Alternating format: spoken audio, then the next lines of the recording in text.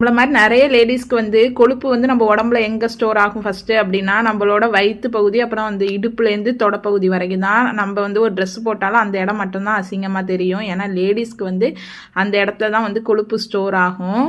குழந்த பிறந்த பிறகு நல்லாவே அந்த இடத்துல கொழுப்பு வச்சிரும். அதை வந்து எப்படி வந்து குறைக்கலாம் அப்படின்னா, காலை டைமில் நீங்கள் வந்து அதிகமாக கார்போஹைட்ரேட் ஃபுட்டு வந்து எடுத்துக்காமல் இந்த மாதிரி டெய்லி ஒரு ஒரு சாலட் சாப்பிட்டீங்க அப்படின்னா கொஞ்சம் கொஞ்சமாக அந்த கொழுப்பெல்லாம் கரைஞ்சி வரதை பார்க்கலாம். நான் வந்து இந்த மாதிரி தான் சாப்பிட்டு தான் காலையில் மோஸ்ட்டாக சாலட் அந்த மாதிரி சாப்பிட்டு தான் என்னோடய ஃபேட், அந்த வயிறை சுற்றி இருக்கிறது, இடுப்புக்கிட்ட இருக்கிறது எல்லாத்தையுமே வந்து குறைச்சேன். சில டெய்லி ஒரு சுண்டல் வந்து ஊற வச்சு அவிச்சுக்கிட்டு அதோட நிறைய காய்கறி, நமக்கு என்னென்ன காய்கறி வேணுமோ எல்லாமே போட்டு சாப்பிட்லாம். நல்ல வயிறு ஃபில்லிங்காக இருக்கும்.